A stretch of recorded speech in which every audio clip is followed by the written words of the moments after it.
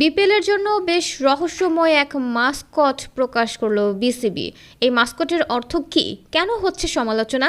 যত দিন যাচ্ছে বাংলাদেশ প্রিমিয়ার লিগের বিপিএল 11তম আসর নিয়ে উন্মাদনা বেড়েই চলেছে।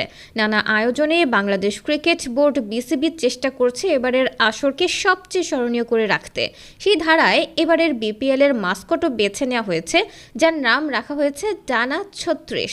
শান্তির প্রতীক হিসেবে সেখানে দেখা যাবে একটি সুসজ্জিত পায়রাকে, যার 36টি ডানা আছে। বিপিএলের মাস্কটটিকে স্বাধীনতা এবং ক্রীড়া চেতনার প্রতীক হিসেবে তুলে ধরা হয়েছে। ডানা বিস্তৃত, আত্মবিশ্বাসী, আনন্দদায়ক হাসিতে পায়রাটি গ্রাফিতি শিল্পে সজ্জিত একটি ক্রিকেট ব্যাট ধরে আছে। এর পালকের রঙিন গ্রাফিতি প্যাটার্ন এবং ব্যাট আমাদের স্বাধীনতা, ইতিবাচক শক্তি এবং সাংস্কৃতিক গর্বের থিম উপস্থাপন করে। এই প্রাণবন্ত মাস্কটটি একটি উজ্জীবিত চেতনা বহন করে, যা ক্রিকেট নিয়ে রোমাঞ্চ